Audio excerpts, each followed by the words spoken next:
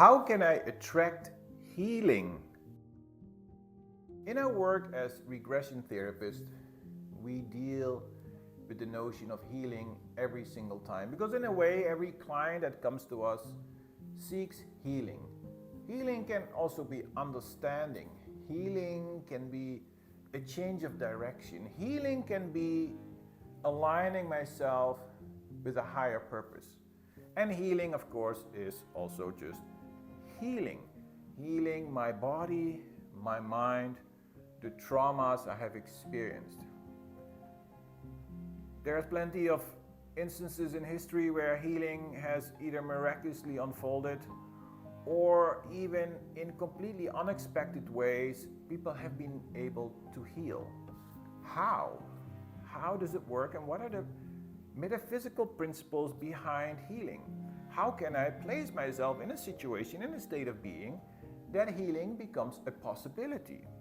Now, mind you, healing can be, of course, in a miraculous way, like instantaneously, but more realistically, we could say that healing can be a shift, where instead of the disease coming upon us, after the shift has happened, we start to reverse. We start to instead allow this negativity to leave our system, and we're able to turn our path towards receiving healing energy. Now let us first look at our mind. Whatever the case may be, what has made us ill, there are too many variants to even really go into that.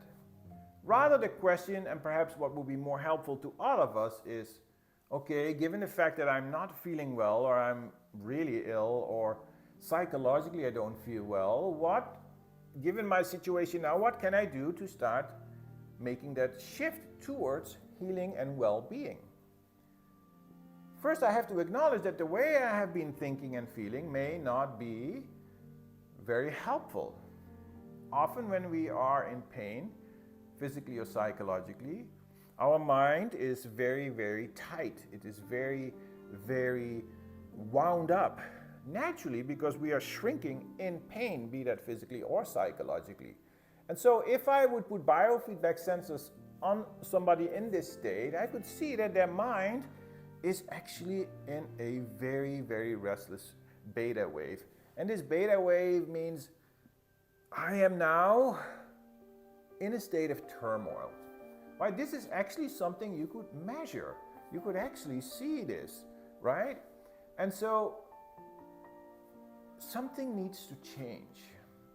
Because what happens when I'm in this beta wave, I am basically at my lowest denominator. I am a complete body.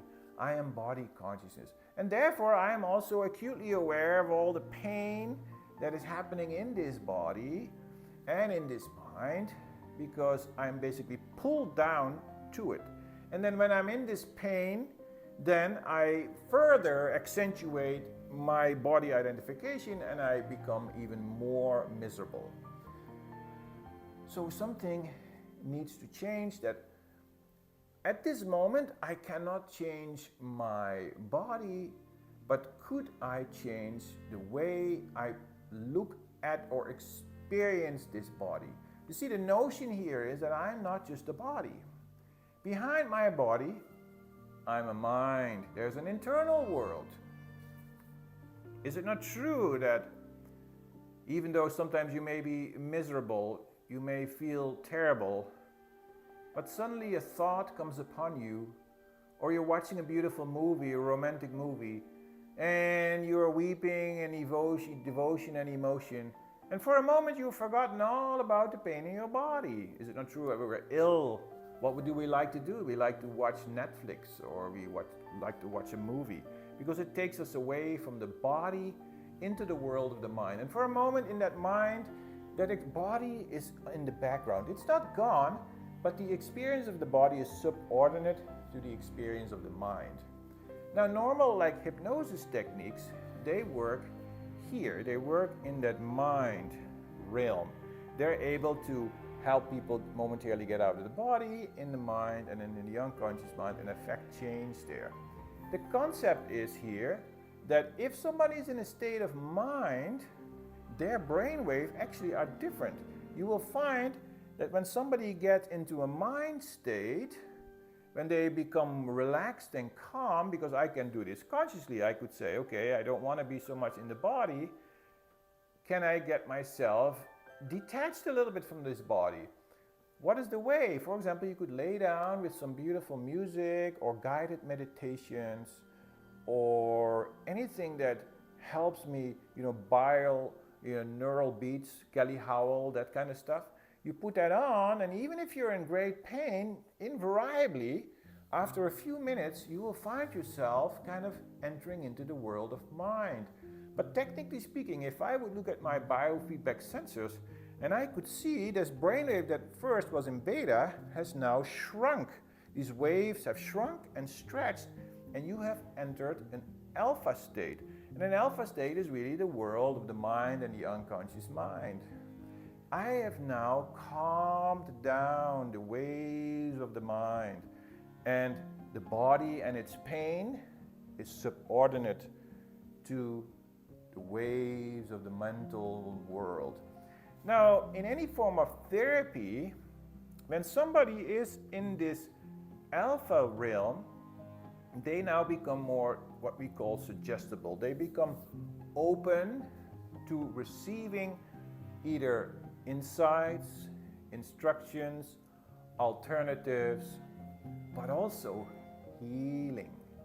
They become open to the energy around us. You see, we're not individuals. We are part of a cosmic infinite resource that is the universe. Everything that we seek, be it health, love, well-being, affluence. The idea is that the infinite ocean is around us is the reservoir of all these things. But if I am contracted, if I am a body, I am so identified with me, myself, and I in this body consciousness, I have basically encapsulated myself, separated myself from the whole. So the more I become open, and in that alpha state I become more open, the more I start to entertain the notion that this chi, this prana, this life force that I am seeking, that exists everywhere around me, I can attract towards me. So the idea is to bring those waves of the mind down, thereby becoming more open and more perceptive of everything around me that I can attract to me. But alpha is not the highest brain frequency. We can go a step further into theta consciousness. Now, theta consciousness is basically where the mind waves have really come down and really stretched out. You will see a wave that is very flattened out. It's not flat, but it's very low. In theta, I actually now, even to some degree, leave my mental modifications, my mind waves, and I start to experience that true self that lies behind the body and mind. The notion here is that I am indeed not just this body, this mind, this personality. I am a soul that has lived in multiple lives, or if I don't believe that, at least after death I will go to a heavenly realm. In other words, I'm not this, I am that. Now, as a soul, I am connected to the realm of where all souls dwell. If I could put myself in that frequency, would it not be true that if I believe that I am part of a reality beyond this body and mind, there would be guides, there would be angels, there would be gods and goddesses, or if you believe just one God, it doesn't really matter, whatever your belief system is. In that realm, I open myself up to those forces that could help me. There are beings out there able to help us, to bring healing. There is also the cosmic infinite energy of life in which all of us exist that I can pull towards me. So the idea here is, the more my mind goes higher away from body consciousness to mind consciousness to spirit consciousness, the broader my realm, the broader I open up to. The idea here is the more I go away from body and mind consciousness into spirit consciousness, the more access I have to everything that is there. And so the concept here is that I then become suggestible, open to healing.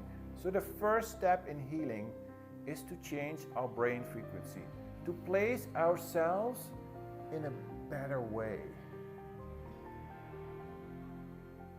The whole idea is that this is not as difficult as it seems to be. In the beginning, when you are really tightened in the body, you may need some help. Some therapist or somebody can help you override that body consciousness. But you can easily do this yourself. You can easily lay down and put some headphones on and place yourself in a different, state of being, and then start to attract, start to heal, start to bring in the light and bring it through the body. Realize I'm not the body, I am living in this body, and I can change the frequency, the energy of this body. It's basically like I can flush healing through. You don't have to suppress or deny the disease or the pain that is in my body and mind. I can basically invite, along with this pain, I can invite the healing to just flow through. And you can go part by part. You can feel it is moving through my head, through my shoulder, through my chest, through my tummy, through my legs, and out through the soles of my feet.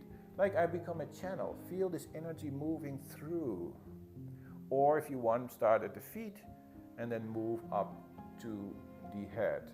Whichever direction works better for you. I personally prefer starting at the feet and then moving in the higher mental spheres, because that is basically lower and then higher. So try to practice some of these techniques and you will invariably find that all good things start to flow towards you. And if you like this kind of contents, like and subscribe, and we'll be back soon.